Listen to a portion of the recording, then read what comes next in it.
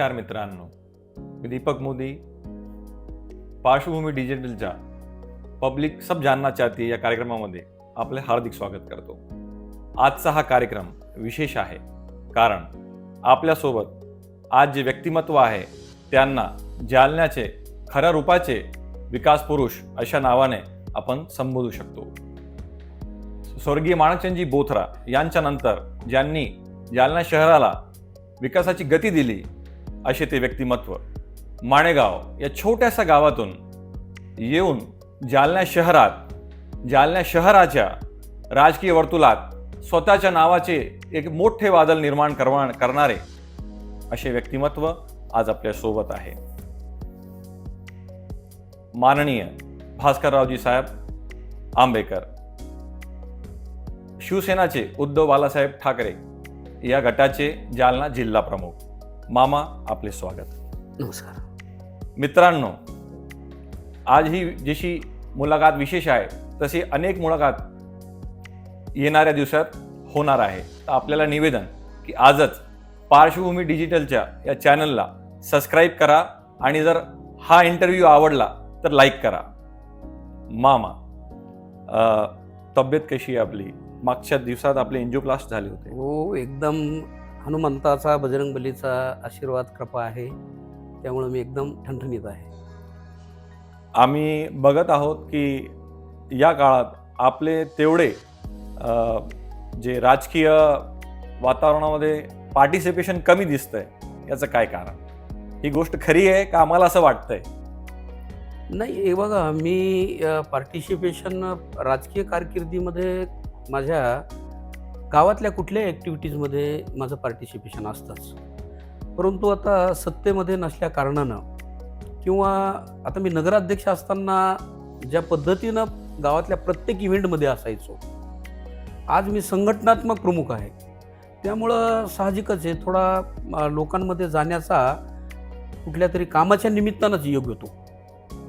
आणि दैनंदिन याच्यामध्ये मला वाटतं की लोकांना खूप माझ्याकडनं अपेक्षा आहेत, ती थोडं लोकांना वाटतं असं नाहीचं पार्टिसिपेशन थोडं कमी होतं काय। मामा, आपली जे आपण जालना विधानसभेच्या उमेदवारीसाठी प्रयत्न केले आहेत, तर काय निर्णय येईल आपल्याला काय वाटतं? नाही, मी खरं तर जालना शहरामधून या जालना विधानसभा मतदारसंघामधून मी एक इच्छुक उमेदवार आहे आणि मी माझ्या पक्षप्रमुखांकडे म्हणजे माननीय उद्धवजी ठाकरे साहेबांकडे ही मागणी केली की मी गेली अनेक वर्ष, जवळपास 38 वर्ष मी शिवसेना पक्षामध्ये काम करतो आणि यामध्ये अनेक स्थित्यंतरं झाली, अनेक लोक पक्ष सोडून गेले, पण मी पक्षाशी निष्ठा माझ्या कायम ठेवल्या आणि म्हणून मला एक संधी पक्षानं द्यावी अशी मी आग्रहपूर्वक माझ्या पक्षाकडे मागणी केली। परंतु जालना शहरामध्ये आमची जी महाविकास आघाडी तयार झाली आणि इथं जे रनिंग आमदार काँग्रेस पक्षाचे आहेत, तर ती एक मोठी अडचण आहे, पण ती येऊ नये आणि ही जागा आम्ही सोडून घ्यावी अशी माझी आग्रहाची मागणी आहे। आता 1-2 दिवसामध्ये कळल की निश्चितपणानं काय होतंय ते। अद्याप आघाडीनं कुठलेही उमेदवार तर जाहीर केलेच नाही, म्हणून मी आशावादी आहे की जालना कदाचित सुटेल आम्हाला।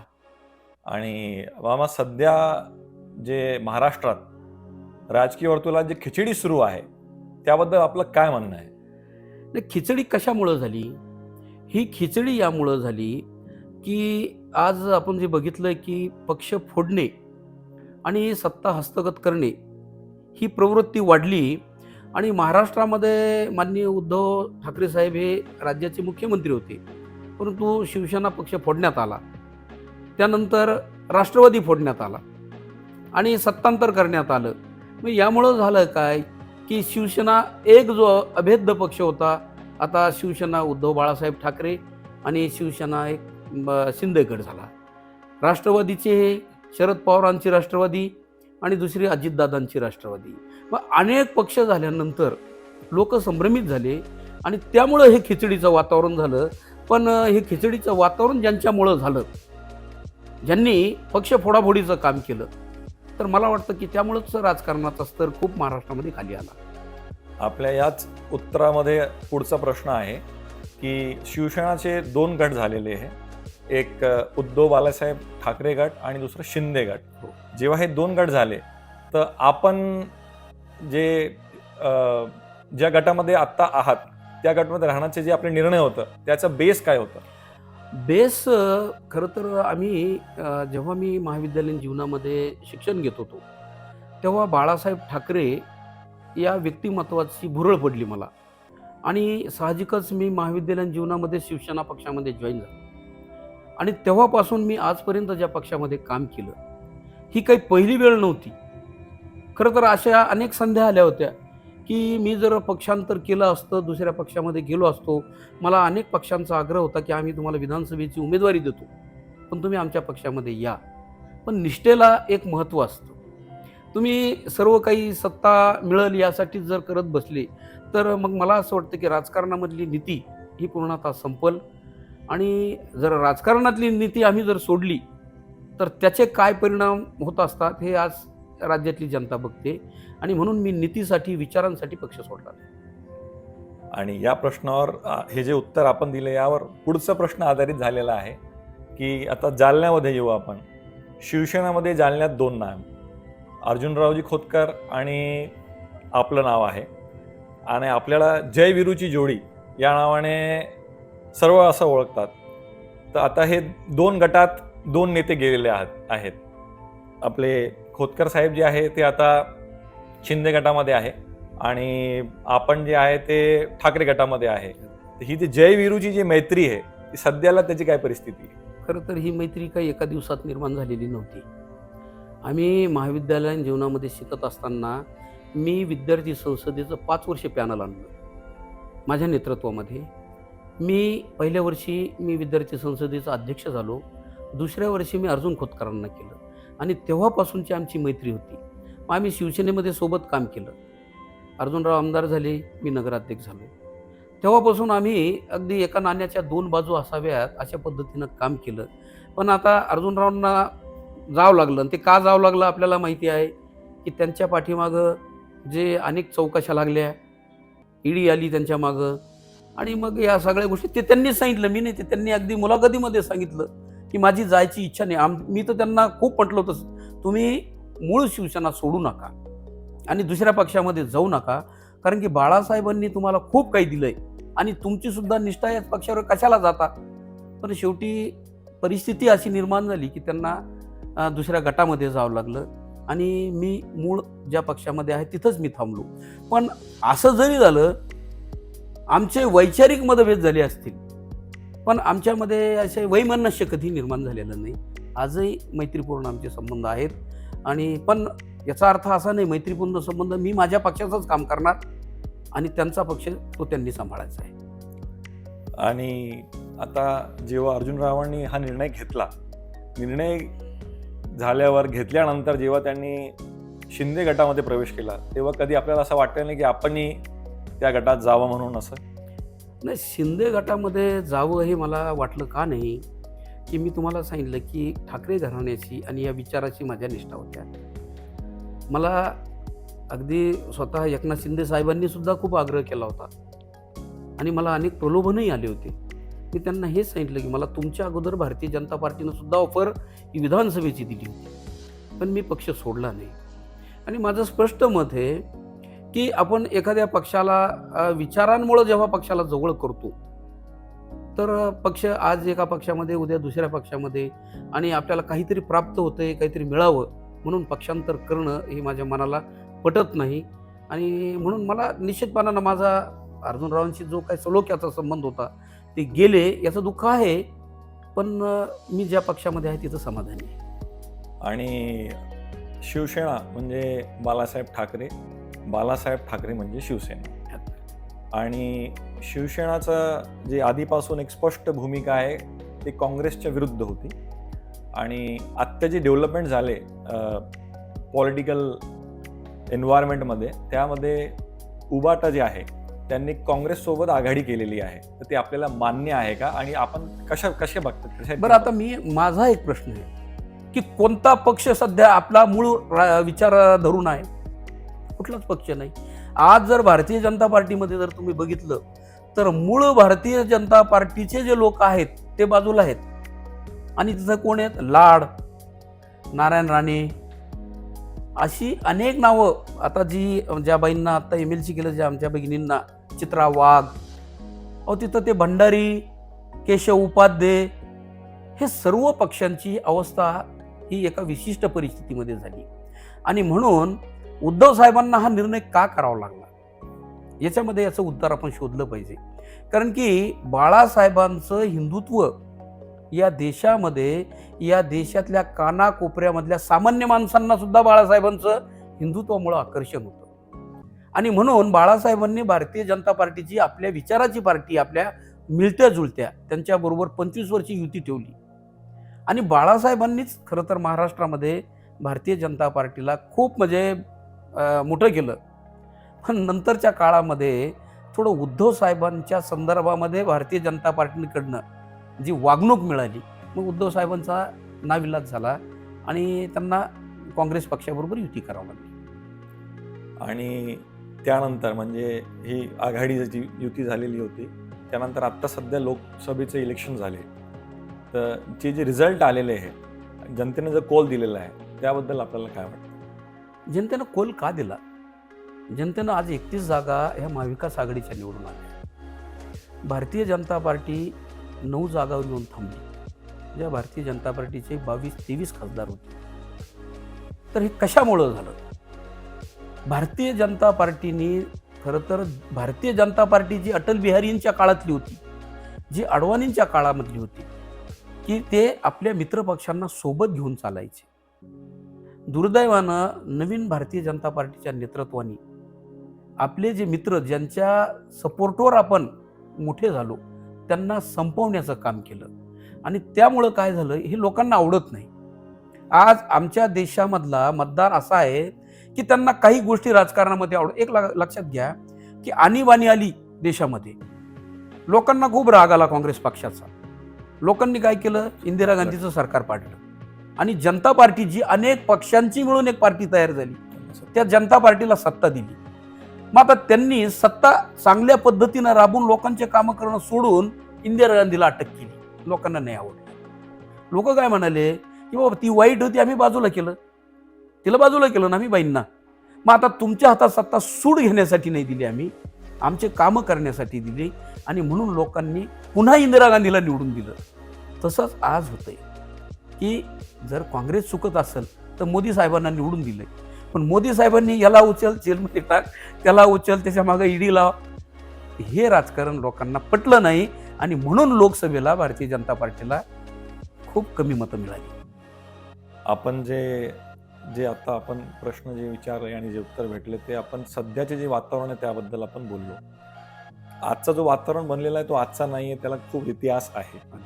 आपल्याबद्दल काही आपण पाठीमागे जाऊ, थोडा आपल्या कारकिर्दीची थोडंसं इतिहासावर आपण प्रकाश टाकूया, भूतकाळात जाऊया आपण.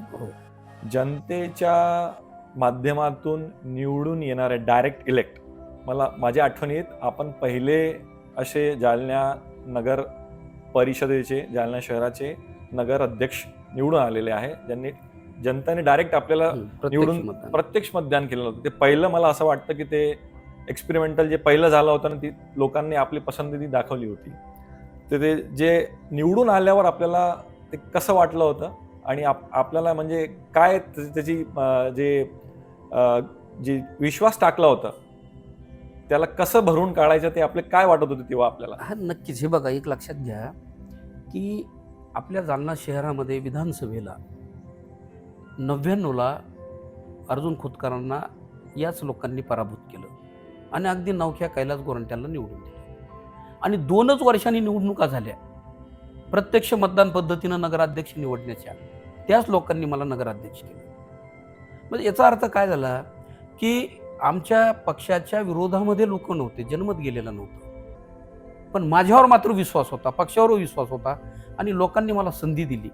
मला एवढा आनंद झाला की माझ्यासारख्या एका सामान्य कुटुंबामध्ये जन्मलेल्या मुलाला, म्हणजे ग्रामीण भागामधून मी आलो आणि एवढ्या मोठ्या शहरामध्ये, म्हणजे जवळपास 1,80,000, मला 2 लाख मतदान नव्हतं तेव्हा जालना शहराचं, आणि 2 लाख लोकांचा मी या जालना शहराचा मतदान होतं 2 लाख, आणि मला त्या लोकांनी नगराध्यक्ष केलं. आणि माझ्या दृष्टीने यापेक्षा आनंदाचा क्षण नव्हता. आणि म्हणून मी त्या भावनेनंच नंतर या नगर परिषदेचा लोकांचा नेमलेला ट्रस्टी या भावनेनं ही संस्था सांभाळली. बरोबर. आणि जेव्हा आपल्या हातात आता आपण नगराध्यक्ष झालो, डायरेक्ट इलेक्ट, एक वेगळं वातावरण होतं, आत्मविश्वास होता. त्या काळात आपण जे भरीव काम केलेले आहेत त्याबद्दल काय आठवणी काय सांगता येईल? मला म्हणजे सांगताना खूप आनंदही होतो या गोष्टीचा की मला जी संधी दिली लोकांनी. तर या जालना शहरामध्ये जो सगळ्यात महत्त्वाचं काम की जालना शहरामध्ये तीव्र पाणी टंचाई होती आणि या पाणी टंचाईच्या काळामध्ये अनेक माझ्या माता भगिनींना रात्री बेरात्री अपरात्री पाण्यासाठी वनवन भटकावं लागायचं. तेव्हा मला असं वाटलं की जालनाचा शहराचा हा पाण्याचा प्रश्न अत्यंत महत्त्वाचा आहे आणि जी योजना होती शहागडवरनं पाणी आणलेली ती अत्यंत सदोष होती. फक्त 6 ते 7 MLD पाणी या योजनेतून जालन्याला मिळायचं. मग आता नवीन योजना करायची तर काय व्हायचं की जेव्हा मी राज्याकडे हा प्रस्ताव द्यायचो तर मला संबंधित खात्याचे सचिव म्हणायचे की शहागड योजनेचे तुमच्यावर 100 कोटी रुपये जे थकलेले आहेत ते पैसे अगोदर भरा, तेव्हा तुमच्यासाठी नवीन योजना करू. पण सुदैवाने त्याच काळामध्ये म्हणजे तत्कालीन पंतप्रधान मनमोहन सिंग साहेब यांनी JNURM नावाची एक योजना ही भारतामध्ये लॉन्च केली. ज्या योजनेसाठी 50,000 कोटी रुपयाची तरतूद केली ती शहरी भागाच्या विकासासाठी आणि त्या योजनेअंतर्गत त्या मोठ्या शहरांसाठी JNURM आणि लहान आणि मध्यम शहरांसाठी UIDSSMT urban infrastructure development scheme for small and medium town अशी एक योजना आणली. या योजनेमध्ये 80% अनुदान हे केंद्र तुम्हाला देणार, 10% राज्य सरकारने 10% त्या नगरपालिकेनं करायची. त्या योजनेत मी हा प्रस्ताव केला आणि त्या योजनेमध्ये 27 सप्टेंबर 2006 ही योजना मंजूर झाली आणि आज म्हणजे जवळपास 67 MLD जायकवाडीवरनं पाणी आपण इथं आणू शकतो. त्या काळामध्ये शहराची गरज 25 MLD होती, पण पुढच्या 30 वर्षाला डोळ्यापुढे ठेवून मी योजना केली 67 MLDची आणि ती योजना आज कार्यान्वित झाली आणि शहराला पण नियोजन नसल्यामुळं रोज पाणी मिळत नाही याची खंत आहे, पण त्या योजनेमुळंच आज जालना शहरवासियांना पाणी मिळतंय. हा माझ्या दृष्टीनं आनंदाचा. दुसरं तुम्ही जे म्हटले काय विकास कामे, तुम्ही सांगा मला घनकचरा प्रकल्प माझ्या काळामध्ये. आज फुलंब्रीकर नाट्यगृह मी येण्याच्या 2 वर्ष अगोदर अध्यक्ष व्हायच्या बंद पडलेलं होतं, मोडकळीला आलं म्हणून त्याचं पूर्ण नूतनीकरण केलं होतं मी. ते आज बंद आहे दुर्दैवानं.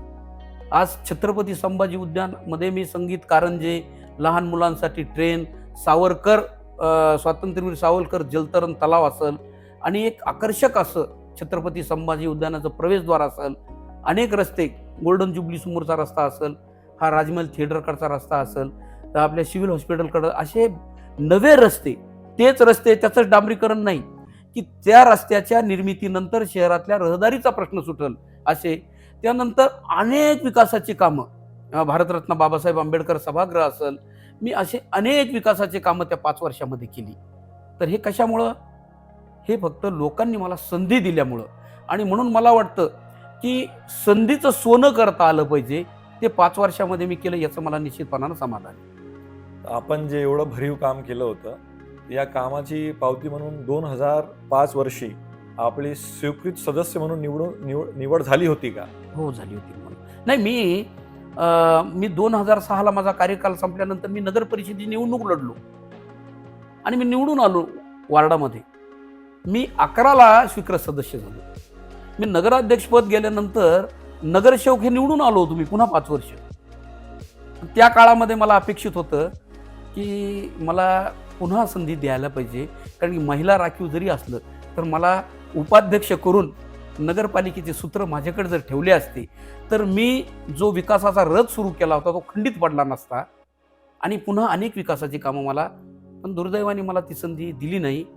आणि त्यामुळं मला असं वाटतं की मला पुन्हा जे कामं करायची इच्छा होती तर ती माझी ती तशी मनातच राहिली.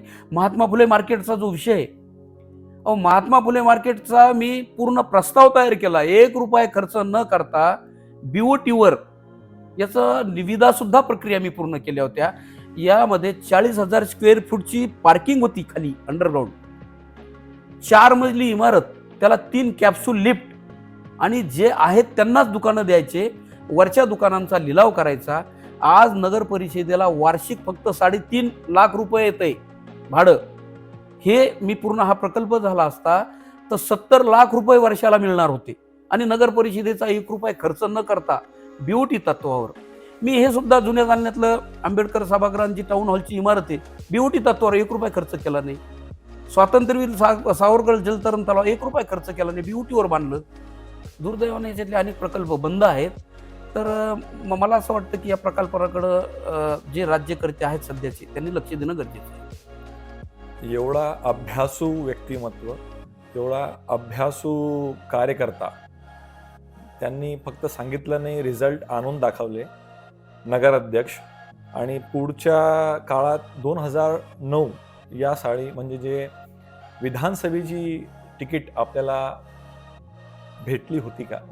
मला काय झालं, मला म्हणजे खरं तर हा परंपरागत इथं खोतकरांचा मतदारसंघ. अर्जुन खोतकर इथं नेहमी लढायचे, निवडून यायचे, कधी पराभूत जरी झाले तरी पुन्हा तेच उभं राहायचे. ते राज्यामध्ये मंत्री आणि आमचे नेते होते. मला जालन्यात तिकीट मिळेल हा कधी मी विचार केला नव्हता. पण काय झालं, 9ला झाली पुनर्रचना विधानसभा मतदारसंघांची आणि घनसावंगी नवीन मतदारसंघ निर्माण झाला आणि जालना शहराला 110 खेडी होती. त्यातली बहुसंख्य खेडी ही घनसावंगी मतदारसंघाला जोडल्या गेली आणि जालन्याला जी खेडी आली ही बदनापूर मतदारसंघाची आली. आणि म्हणून अर्जुनराव खोतकर हे कन्फ्यूज झाले की मी इथं राहू का घनसावंगीला राहू, जालना राहू का, आणि त्यांना निर्णय घ्यायला विलंब झाला. आणि शेवटी 2 दिवस शिल्लक राहिले आणि त्यांनी घनसावंगी निवडला आणि मला उद्धव ठाकरे साहेबांनी बोलवलं की तू इथं उभा राह. आता इथली जी रचना होती म्हणजे आमचा शाखा प्रमुख, नगरसेवक, हे सर्व खोतकरांची माणसं त्यांनी नेमलेली. आणि मला माहित होतं की खोतकर जर तिकडे गेले तर हे सर्व तिकडे जाणार, मी इथं एकटा राहील. मी उद्धव ठाकरे साहेबांना म्हटलं, साहेब माझी रचना नाही खाली. ते म्हणे का रिकामा सोडायचा का? मी म्हणलं नाही, मग मी लढतो. आणि मला 2 दिवस असताना मला उमेदवारी मिळाली. मी कामाला लागलो तरी मला जवळपास 55-56 हजार मतं लोकांनी दिली. मला एक विश्वास निर्माण झाला की आपण 2च दिवसाच्या तयारीमध्ये, ठीक आहे पराभव जरी मिळाला पण आपल्याला 56,000 मतं जर मिळत असतील तर या लोकांसाठी आपण पूर्ण उर्वरित काम करतच राहिलं पाहिजे आयुष्यभर. मी पुन्हा काम करत राहिलो आणि नंतर 14ला काय झालं की पुन्हा खोतकर साहेब रिटर्न आले आणि पुन्हा मला काही संधी मिळाली नाही. म्हणजे द्रोणाचार्यानं सांगितलं एकलव्याला की बाबा अंगठा दे, म्हणून उद्धव साहेबांनी सांगितलं की बाबा उभा राहावं लागेल. तर अगदी त्यांचा आदेश अंगठा देऊन टाकला, त्यांचा अंगठा देऊन टाकला म्हणा काही म्हणा, पण मी त्यांचा आदेश मानला आणि उभं राहिलो आणि लोकांनी मला भरपूर मतदान केलं. 2014ला आपण इच्छुक होते असं आम्हाला जे माहीत पडलंय की विधानसभेची त्या इलेक्शनसाठी. तर त्याबद्दल काही? हे बघा, मी तुम्हाला सांगितलं की 9ला मी मागितलं नाही, मला तिकीट दिलं. जरी मी पराभूत झालो, मी संपर्क सोडला नाही. पराभव हा तांत्रिक होता पण मी पराभव सोडला नाही, तुमचा हे संपर्क सोडला नाही. मी पुन्हा 5 वर्ष लोकसंपर्क, वेगवेगळे उपक्रम, कामं करत राहिलो आणि मला असं वाटलं आता खोतकर साहेब तिकडे घनसावंगीला गेले, ते तिकडेच राहतील आणि आपल्याला पुन्हा 14ला उभं राहायचे. तर मी सांगितल्या पद्धतीनं ते पुन्हा 14ला आले. पण तेव्हा युती तुटली. आमची जी भारतीय जनता पार्टीबरोबर युती होती ती तुटली आणि 2 दिवस फॉर्म भरायला राहिले. मग मला भारतीय जनता पार्टीकडनं ऑफर आली. मला तर राहायचंच होतं, मला तर निवडणूक लढायचीच होती. ते म्हणे आमचं तिकीट घ्या आणि उभं राहा. पण मी तुम्हाला सांगितलं, निष्ठा, पक्षनिष्ठा मी सोडल्या नाही. मी जर 14ला भारतीय जनता पार्टीचं तिकीट घेतो तर मी 14ला इथला आमदार असतो, पुन्हा 19ला आला असतो. मी आत्मविश्वासपूर्वक सांगतो आणि माझी आता ही 24ला 3री टर्म असते. पण शेवटी नशिबाचाही भाग आहे. 2014ला शिवसेना पक्षप्रमुखांनी असं जाहीर केलं होतं की आपल्याला विधान परिषदवर आपल्याला घेऊ, तिथे आपली वारी तिथे असेल असं. तर त्याबद्दल पुढे काय घडलं? नाही, काय झालं, परिषदेसाठी तुम्हाला सांगतो खूप मर्यादित मतदान असतं आणि तिथं खूप मोठा घोडे बाजार असतो. मी साधारण माणूस आहे. हे बघा, माझ्या 40 वर्षाच्या राजकीय जीवनामध्ये माझ्यावर एक डाग नाही की भास्कर आंबेकरनं आमच्याकडनं 2 पैसे घेतले, असं कोणीही म्हणू शकत नाही. मला जे काही माझ्या कर्तृत्वानं आणि माझ्या श्रमानं माझ्याकडं जे काही आहे ते कष्टाचं आहे आणि इथं जो घोडे बाजार आहे, इथं जनरल मतदार हा सामान्य मतदार नाही, निवडून आलेले लोक. आणि मग तिथं लागणारा जो पैसा आहे ती माझी शक्ती नव्हती. म्हणून मी नम्रपणानं पक्षाला सांगितलं की मला लोकांमधून द्या, मी लोकांमधून निवडून येणारा माणूस आहे, मला इथं नको. एवढं सर्व जे इतिहास सोबत असल्यानंतरही जनतेच्या सर्वात आवडला हा चेहरा असं आपण आम्ही सांगू शकतो. आणि त्यानंतरही 2016चं जे नगरपालिकाचे जे निवडणूक होते त्यामधून शोभाताई त्यांचा जो आवेदन होता तो त्या माघार का घेण्यात? हां, खरं तर हे फार लोकांना माहिती नाही बघा. काय झालं की तेव्हाही लोकांमधून नगराध्यक्ष निवडायचा होता. मी पक्षाला सांगितलं की महिला राखीव आहे आणि माझ्या पत्नीची प्रकृती तेवढी बरी नव्हती, तब्येत बरी नसायची तिची. तर मी पक्षाला स्पष्टपणानं सांगितलं ती निवडणूक लढू शकणार नाही, तर तुम्ही कोणालाही तिकीट द्या. मी आमचे घोसाळकर जे संपर्क प्रमुख आहेत त्यांना सांगितलं, अनिल देसाई जे आमचे नेते आहेत त्यांना सांगितलं, उद्धव साहेबांना बोललो आणि स्थानिक पातळीवर खोतकर साहेबांचा आग्रह होता. मी त्यांनाही सांगितलं की साहेब माझ्या बायकोची तब्येत बरोबर नसती आणि त्यामुळं तिची राजकारणामध्ये येण्याची मानसिकता नाही आणि माझी लढण्याचीही मानसिकता नाही. मग रावसाहेब पाटील दानवेंच्या घरी भोकरदनला बैठक झाली आणि तेव्हा खूप चांगले संबंध, मधुर संबंध होते. मग असं ठरलं की भारतीय जनता पार्टीनं इथं निवडणूक लढायची आणि तुम्ही डमी म्हणून फॉर्म भरायचा. मला डमी म्हणून भरायला सांगितलं आणि मला एक प्रकारे म्हणजे मला खरं तर ते लोकांपर्यंत जाणं आवश्यक आहे. मला डमी फॉर्म भरायला लावला आणि यांनी फॉर्म विड्रॉल करून टाकला. मी अगोदर सांगितलं की माझ्या पत्नीची इच्छाच नाही, तिची नाही आहे प्रकृती चांगली. मग नाईलाजानं मला सुद्धा तो विड्रॉल करावा लागला. पण पक्षाला स्पष्टपणानं माहीत होतं की भास्कर आंबेकरनी निवडणूक लागल्यापासूनच मला ऑफर असताना मी पक्षाला सांगितलं होतं की मला निवडणूक माझ्या बायकोला लढायची नाही. जर ती पुरुष असती तर मी लढलो असतो. माझी बायको कधी बिचारी नगरपालिका काय ती कुठं कधी निवडणुकामधली नाही, तिची तब्येत बरोबर नव्हती, त्या काळामध्ये जास्त तब्येत खराब होती. आणि मग अशा परिस्थितीमध्ये आपण एक पद घ्यायचं, जबाबदारी घ्यायची आणि लोकांना न्याय नाही द्यायचा, हे माझ्या मनाला न पटणारी गोष्ट आहे. आणि म्हणून ह्या सर्व ज्या घटना त्यामुळे घडलेल्या आहेत. याला आपण त्याग असं म्हणू शकतात. त्याग म्हणा किंवा आता लोकांना वाटलं होतं की यांनी लढायलाच पाहिजे होतं. पण कधी कधी माणसाला काही कौटुंबिक अडचणी असतात आणि त्यामुळं ते शक्य नव्हतं. कौटुंबिक अडचण या मधून एक असा प्रश्न निर्माण होतो की एक राजकीय कार्यकर्ता जो असतो त्याच्या सार्वजनिक जीवनामध्ये फॅमिली लाईफ हा कुठे हा स्पेस असतो का? म्हणजे त्यांच्याकडे नाही नाही नाही, किती कठीण ते असतो म्हणजे बॅलन्स करणं. आम्हाला खरं तर फॅमिली लाईफच नसतं. कारण की कधी काय प्रसंग होईल आम्ही कुटुंबाच्या वाट्याला, म्हणजे मी नगराध्यक्ष होतो. मी नगराध्यक्ष असताना माझा मुलगा झाला, नंतर मला मुलगी झाली. मी त्यांना वेळच देऊ शकलो नाही. मी कधीच त्यांच्या शाळेमध्ये जाऊन कुठला गॅदरिंगचा कार्यक्रम किंवा त्यांना कधी शाळेमध्ये सोडायला, न्यायला, आणायला किंवा त्या प्रिन्सिपलनी जरी बोलवलं मला जाता येत नव्हतं. मला खूप वाईट वाटायचं. मी जेव्हा सकाळी उठून पाणी आलं का नळाला, माझ्या मागं ती तिकडं मोटर जळाली, शहागडवरनं काहीतरी झालंय, मग सकाळी उठून कामाला लागायचो, सकाळीच जायचो. तेव्हा मुलं शाळेत गेलेली असायची आणि मी घरी यायचो तेव्हा मुलं झोपलेली असायची. मला कधी कधी वाटायचं की मुलं मला ओळखतील का नाही पुढं. म्हणजे खरंच तुम्हाला सांगतो फॅमिली लाईफ आम्हाला नसतीच. आणि एवढं सर्व असूनही नंतर कोरोना काळ आला आणि जनता सर्व माहीत आहे. जसं जनता सब जानना चाहती है वैसे जनता बहुत कुछ जानती भी है. तसं आपल्याकडून त्या काळात गरजू लोकांना खूप भरीव मदत करण्यात आली होती. त्याबद्दल काही जर प्रकाश आपण टाकता? हे बघा, मुळात खरं सांगू का, माझा स्वभाव आणि माझा पिंड हा समाजकारणाचा आहे. माझा राजकारणाचा जर पिंड असता तर मी कधीच आमदार होऊन गेलो असतो. आज जे चालू आहे इकडून तिकडं जाऊन म्हणजे जिथं मिळतंय तिथं जाणं आणि हस्तगत करणं हे मला जमलं नाही, म्हणून तर मी आमदार आतापर्यंत झालो नाही. पण तेच तुम्हाला सांगतो, माझा पिंड समाजकारणाचा असल्यामुळं कोरोनाच्या काळात मी मुकाबला कोरोनाचा ही मोहीम राबवली. त्याच्या अगोदर जालना तालुक्यामधल्या काही गावांमध्ये प्रचंड पाण्याची टंचाई निर्माण झाली. तीव्र पाणी टंचाईमध्ये मी गावं निवडली. 22 गावामध्ये लोकांना प्यायलाच पाणी नव्हतं. मी मुकाबला दुष्काळाची योजना राबवली आणि 22 गावामध्ये मी मोटर, पंप यामधल्या 18 गावामध्ये माझ्या नशिबानं आणि लोकांना सुद्धा ते म्हणजे बोरला चांगलं पाणी लागलं. आणि मी म्हणजे पंचायत समितीनं सुद्धा जे केलं नाही ते काम मी केलं. मी उत्तराखंडमध्ये आपल्या हिंदू धर्मियांची म्हणजे खूप मोठं एक मंदिर आहे केदारनाथ. तिथं महाप्रलय झाला आणि या महाप्रलयामध्ये आपल्या जिल्ह्यातले काही लोक बिचारे दुर्दैवाने गेले. तर आपल्या महाराष्ट्रातले 25 सैनिक शहीद झाले. त्यामध्ये एक हेलिकॉप्टर क्रॅश झालं, त्याच्यामध्ये 5-6 गेले होते. मी या 25 सैनिकांच्या पत्नींना जालन्यात बोलून 25,000 रुपये प्रत्येकी देऊन वीर पत्नी असा पुरस्कार त्यांना दिला.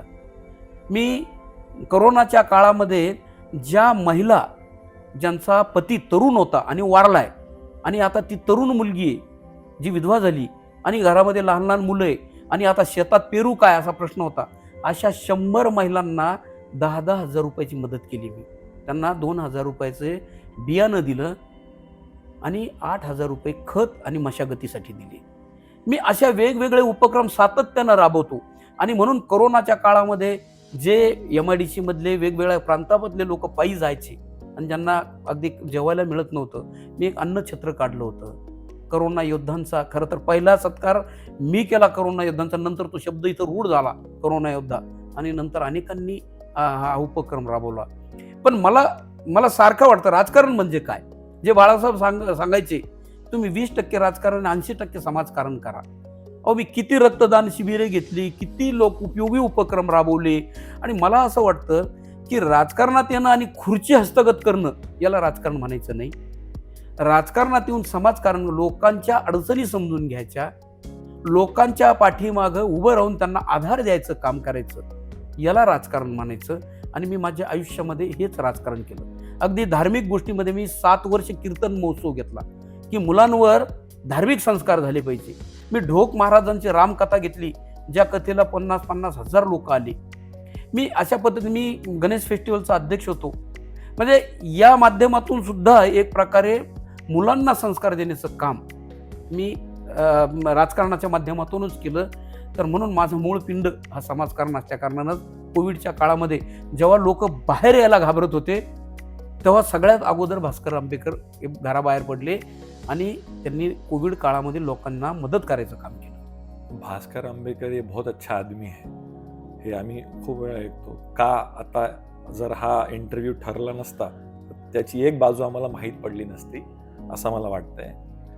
शिवसेना पक्षफुटी नंतर काय सध्याला वातावरण आहे आपल्याला वाटतं आणि विशेषतः जालना जिल्ह्यात त्याचं काय इफेक्ट आपल्याला दिसून येतोय? नाही, काय झालं, पक्ष फुटल्याचे काय मी तुम्हाला सांगतो. राजकीय परिणाम तर झाले पण मानसिक सुद्धा झाले. आता मानसिक कसं की जे लोक आम्हाला सोडून गेले त्यांच्याबरोबर आम्ही 30-30 वर्ष काम केलेलं होतो. आम्ही भावनिक म्हणजे सुखादुःखामध्ये जे माझ्याबरोबर कार्यकर्ते होते ते आता वेगळ्या गटामध्ये गेले. याचा मानसिक धक्का बसला. परिवाराचा माणूस तिकडे, एका परिवाराचा माणूस. आणि राजकीय म्हटलं तर निश्चितपणानं की आता जी शक्ती, एक शक्ती होती ती 2 ठिकाणी गेली. पण तरी सुद्धा जनतेचं पाठबळ मला असं वाटतं की उद्धव बाळासाहेब ठाकरे पाठीमागं खूप मोठ्या प्रमाणात आहे आणि ते लोकसभेलाही आपण बघितले. उद्धव ठाकरे गटांकडे पैसा नाहीये मला सांगतो. आज तिकडं शिंदे गटाकडे पैसा खूप आहे, इकडं पैसा नाहीये आणि तरी सुद्धा जनतेचं प्रेम मोठ्या प्रमाणात आहे. आणि म्हणून 9 जागा त्यातली 1 जागा मुंबईची तर फक्त 45 मतांनी ती गेली नाही, ती घालवल्या गेली. नाही तर 10 जागा या उद्धव बाळासाहेब ठाकरेच्या लोकसभेला इथं आल्या. आणि म्हणून मला वाटतं की आता आपल्या जिल्ह्यामध्ये सुद्धा येणाऱ्या काळामध्ये आपल्या लक्षात येईल, लोकसभेला शिवसेना पक्ष सोबत होता उद्धव बाळासाहेब ठाकरे म्हणून इथं काँग्रेसची सीट लागली. ही ताकद उद्धव बाळासाहेब ठाकरे या शिवसेना पक्ष. ग्रामीण भागामधला मतदार आमचा खूप ताकदीनं आजही ठाकरे परिवाराच्या पाठीमागं आहे. निश्चितपणानं एक मोठी ताकद आहे. येणाऱ्या विधानसभामध्ये सुद्धा ती दिसेल. विकासाचा मुद्दा आपण बघतो पण सध्याला असं दिसतंय का OBC आणि मराठा हा मुद्दा त्याचा कुठे वरती आहे, कुठे सोबत आहे, कुठे पुढे गेलेला आहे. तर आपण कसं बघतो याला, हे जे मुद्दे आता समोर येत आहे? नाही, खरं तर म्हणजे खूप दुर्दैवी आहे. जसं मी तुम्हाला सांगितलं की राजकारणामधले 2 पक्ष जरी वेगळे झाले तर आम्हाला भावनिक त्रास व्हायला लागलाय. इथं तर परंपरेनं अनेक शेकडो वर्ष ओबीसी आणि ही म्हणजे मराठा बांधव आमचे एका एका गावामध्ये भावाभावासारखे नांदले आणि आज जर ते एकमेकाकडं हे आमचे शत्रू आहे किंवा हे आमचे विरोधक म्हणून बघत असतील तर हे आमच्या भारतीय समाजाच्या दृष्टीनं खूप म्हणजे यापेक्षा वाईट गोष्ट असू शकत नाही. मला असं वाटतं की त्या दोघांनी एकत्र येऊन यामधून काहीतरी मार्ग काढला पाहिजे आणि शेवटी गावगाडा ज्याला म्हणतो आपण की 18 पगड जाती आणि या 18 पगड जातींनी नेहमी म्हणजे आम्ही मराठा बांधव हा आमचा वडील भाऊ त्यांचेही काही प्रश्न आहेत तर ह्या सगळ्यांनी एकत्र बसून यामध्ये पण आता राजकीय लोक यांना एकत्र येऊ देत नाहीत असं आमचं मत आहे. कारण की इंग्रजांनी जे धोरण अवलंबिलेलं होतं फोडा आणि झोडा आणि राजकारण करा तसं आजही तेच धोरण चालू आहे. काही राजकीय पक्षांना वाटतं की ओबीसी आणि मराठा हे वेगवेगळे झाले तर सत्ता प्राप्तीचा मार्ग सुकर होईल पण राजकारणापेक्षा समाजाचं हित महत्वाचं असल्या कारणानं मला वाटतं की दोन्ही समाजाच्या नेत्यांनी एकत्र येऊन यात काहीतरी मार्ग काढला पाहिजे. जरांगे फॅक्टर जे आपण सर्व बघतोय सध्या त्याचा जालन्याच्या राजकारणावर कसा परिणाम येऊ शकतो, किती परिणाम आपल्याला काय वाटतं? आता कसं आहे आपल्या राजकारणामध्ये जरांगे साहेबांचा जो फॅक्टर आहे त्याचा निश्चितपणानं काही परिणाम होणारच आहे. कारण की एक मोठा समाज घटक आज त्यांच्या म्हणण्यावर आपलं मत ठरवणार आहे. निश्चितपणानं त्याचा होईलच परिणाम. आणि खरे तर जालना जिल्ह्यातले जे ओबीसी जे नेता असं आपली ओळख आपण सांगू शकतो पण त्याचं आपल्या म्हणजे कारकिर्दीवर तसा तेवढा प्रभाव नाही. दिसतो मी का? हे बघा मी ओबीसी समाजामध्ये जन्मलो पण जात मी कधी मला लागू दिली नाही. मी सर्व जाती धर्मामध्ये माझा चांगला संपर्क ठेवला सगळ्यांशी गुण्यागोविंदाने लोकांनी मला तेवढंच प्रेम दिलं. ते जे प्रश्न आहेत मी म्हणतो सत्ता प्राप्त झाल्यानंतर आपण सगळ्यांचेच कामं करायचे ओबीसीचे करायचे मराठ्यांचे करायचे ब्राह्मणांचे करायचे 18 पगड जातीचे करायचे. त्यांची जात बघून थोडीच आपण त्यांना मदत करायची. तुम्ही लोकप्रतिनिधी लोकांनी तुम्हाला विश्वास टाकलाय तुमच्यावर तुम्ही सगळ्या जातींचे प्रतिनिधी म्हणून काम केलं पाहिजे हे मानणाऱ्यांपैकी मी. हा प्रश्न समोर आल्यानंतर माहीत पडलं की आपण ओबीसीचे नेते मला आधी आतापर्यंत कधी असं वाटलं नाही. आणि खरे तर सत्तेच्या प्रभाव जे आहे त्यामध्ये आपल्याला त्या प्रभावामध्ये गेला पाहिजे असं आपल्याला कधी वाटलं नाही का? नाही विचाराची बैठक चांगली असली तर सत्ता असो नसो. मला एक सांगा बरं जालना शहरामध्ये असं कधी झालं का? आज मी 20 वर्ष झाले कुठल्याच पदावर नाही. माझं नगराध्यक्षपद गेल्यानंतर या जालना शहरातल्या जनतेने कधी मला आमदारापेक्षा कमी रिस्पेक्ट दिला का? नाही. या शहरामधल्या अनेक उपक्रमांमधला प्रमुख पाहुणा मी असतो. आता काल परवा दसरा महोत्सव झाला. आमदार आणि खासदारांच्या बरोबरीने माझं पत्रिकेत नाव होतंच ना. मग जालना शहरातल्या लोकांनी मला कधीही हा आमदार नाही पदावर नाही म्हणून याला महत्त्व देऊ नका असं कधी वागलेच नाही. आणि म्हणून मी सत्ताच असली पाहिजे किंवा सत्ता नसली तर मी काय करू म्हणून मला ती निराशाही आली नाही. कारण की जनतेचं प्रेम ही खरी ताकद आहे. सत्ता ही खरी ताकद नाही. लोकांचं प्रेम ही खरी ताकद आहे. आणि सुदैवाने मला कायम लोकांचं प्रेम मिळालं.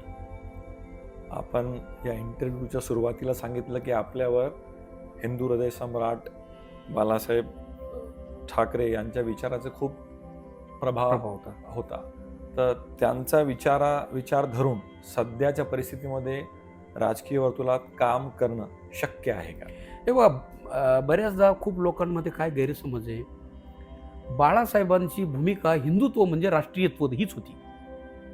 बाळासाहेब काय म्हणायचे की ज्यांचं या देशावर अतोनात प्रेम आहे मग ते कुठल्याही धर्माचे असू द्या. बाळासाहेबांनी त्यांचा कधी द्वेष केला नाही. अगदी शाबीर शेख नावाचे एक मुस्लिम हे बाळासाहेबांचे एवढे कट्टर समर्थक होते की 95ला जेव्हा आमची गव्हर्नमेंट आली होती युती सरकार त्यामध्ये त्यांना कॅबिनेट मंत्री बाळासाहेबांनी केलं होतं. मुंबईला अनेक मुस्लिम बांधव हे बाळासाहेबांना अगदी बॅरिस्टर रामतुले खरं ते काँग्रेस पक्षाचे होते पण ते बाळासाहेबांचे खूप चांगले मित्र होते. म्हणजे धर्म बघून द्वेष नव्हता. पण काही लोक की या देशामध्ये जर धर्माच्या नावाखाली देशविरोधी भूमिका जर घेत असतील त्यांना बाळासाहेबांचा विरोध होता. नाही तर बाकी बाळासाहेबांचा हाच विचार आम्हाला आवडायचा राष्ट्रीय विचार. म्हणजे पूर्ण राष्ट्रीय भावना ही त्या तरुणपणामध्ये आमच्या मनामध्ये बिंबवण्याचं काम हे बाळासाहेबांनी केलं. म्हणून बाळासाहेबांचा विचार खऱ्या अर्थानं आज सगळ्यांना त्यांच्याच विचाराची गरज आहे, बाळासाहेबांच्याच विचाराची. बरं सांगा आता, आमच्यातून गेलेल्या लोकांना बाळासाहेबांचा फोटो घ्यावा लागतो का नाही? बाळासाहेबांचा फोटो हा पोस्टरवर घेतल्याशिवाय आज मला सांगा त्यांच्या पक्षाची सुद्धा कुठेतरी सुरुवात होती का? हे बाळासाहेबांचं व्यक्तिमत्व आहे. बाळासाहेबांना सोडून कोणालाच राजकारण करता येत नाही. भारतीय जनता पार्टीचे अगदी मोदी साहेब काल परवा जेव्हा आले तर त्यांच्या भाषणामध्ये सुद्धा बाळासाहेबांचं नाव होतं. महाराष्ट्रातलं राजकारण की बाळासाहेबांनी जो दिलेला विचार आहे, बाळासाहेब म्हणजे व्यक्ती नाही, एक विचार आहे. आणि त्यांनी दिलेला जो विचार आहे, अहो ज्यांना कधीच सत्तेमध्ये काहीच प्राप्त होत नव्हतं अशांना बाळासाहेबांनी कॅबिनेट मंत्रिपदापर्यंत पोहोचविलं.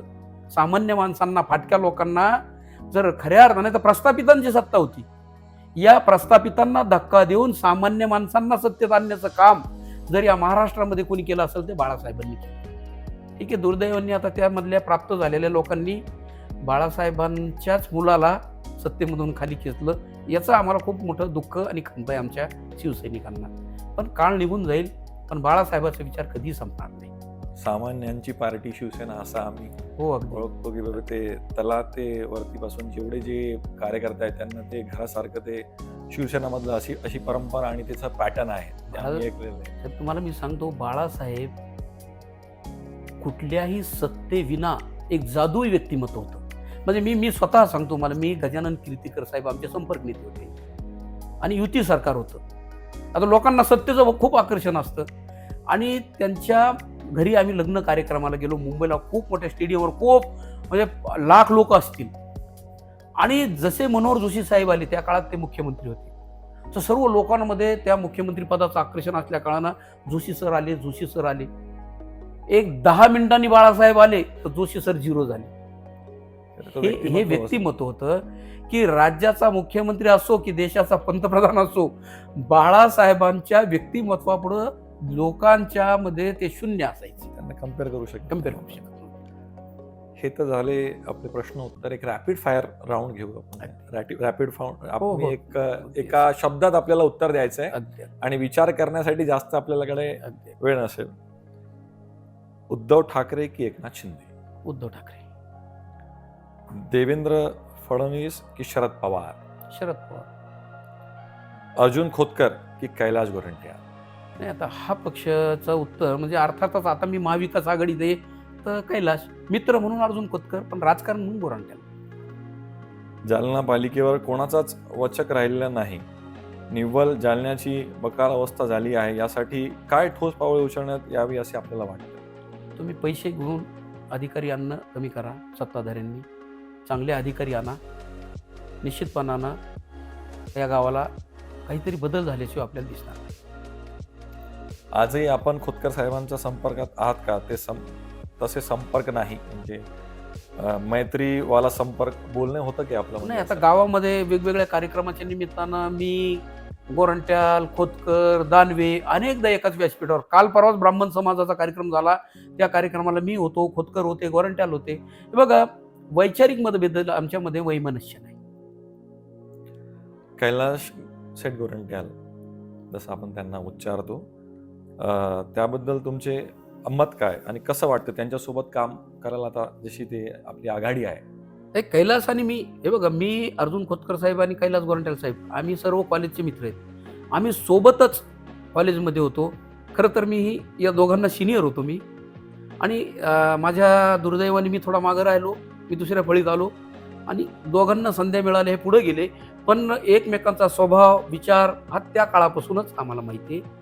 आणि म्हणून आम्ही जरी वेगवेगळ्या पक्षामध्ये काम केलं, कैलास काँग्रेसमध्ये आणि मी आणि खोतकर साहेब इकडं शिवसेनेमध्ये होतो, पण संबंध तेव्हापासूनच आम्ही कधी कटुतीचे होत गेले नाही.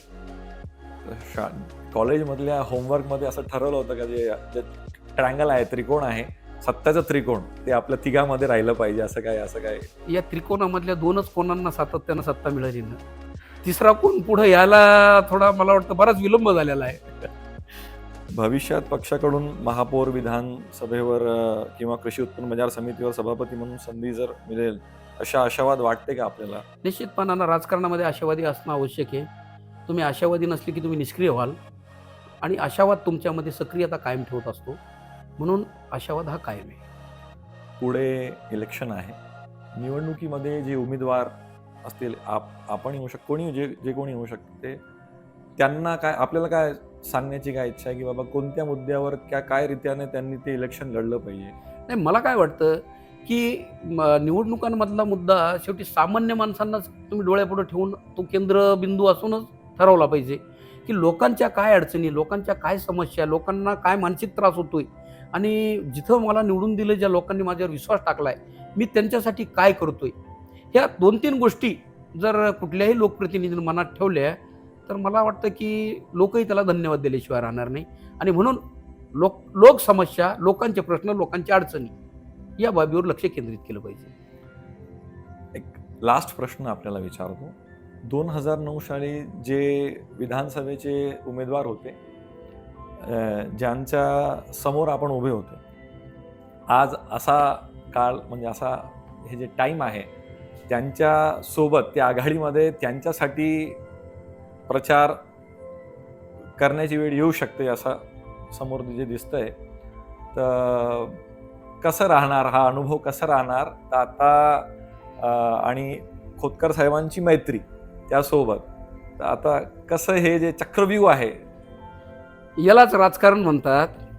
राजेश खन्नाच्या चित्रपटामध्ये एक फार सुंदर डायलॉग होता की ए भी एक दौर है, ओ भी एक दौर था, आज मैं जहाँ हूँ कल वहाँ कोई और था. म्हणजे राजकारणामध्ये काही स्थायी नाहीये. राजकारणामध्ये काहीही परिवर्तन होऊ शकतं. ज्याच्या विरोधामध्ये तुम्ही लढले, उद्या त्याच्यासाठी काम करावं लागू शकतं. ज्याच्यासाठी तुम्ही काम केलं आयुष्यभर, त्याच्या विरोधामध्ये तुम्हाला भूमिका घ्यावी लागू शकते.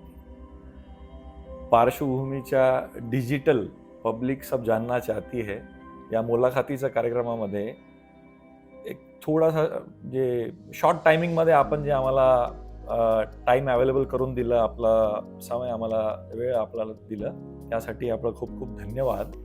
आणि माझा असा विश्वास आहे हा व्यक्तिमत्व जे आहे ते, याच्यामधली खूप सारी गोष्ट जी आहे ते आजच्या या इंटरव्ह्यू नंतर समोर येणार सर्वांसमोर, मला असं वाटतं. यासोबतच पुढे असे भरपूर इंटरव्ह्यूज येणार आहे. मी सर्व प्रेक्षकांना निवेदन करतो की कृपया आपण पार्श्वभूमी डिजिटल या चॅनलला सबस्क्राईब करा आणि हा इंटरव्ह्यू जे आपल्या हृदयामध्ये बसलेले जालन्याचे विकास पुरुष, ज्यांनी खऱ्या अर्थामध्ये जालना शहराला विकासाची गती दिली, असे आपले मामा भास्कररावजी आंबेकर साहेब यांचा हा इंटरव्ह्यू आवडला असेल तर आपल्या परिवारामध्ये, मित्रासोबत हा इंटरव्ह्यू शेअर करा. धन्यवाद.